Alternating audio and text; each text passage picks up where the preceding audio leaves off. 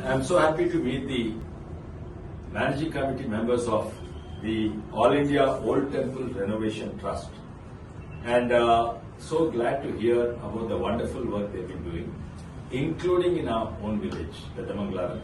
They have renovated one village, but that is only one very small example.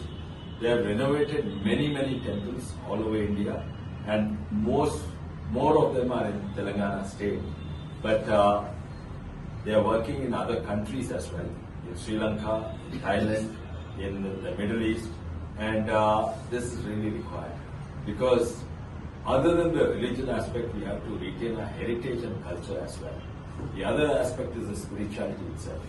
So, spirituality, our heritage and culture, all three are restored by restoring our old temples. And I congratulate them and I wish them well and I extend all my support whatever I can do. Thank you, sir. Thank you, sir.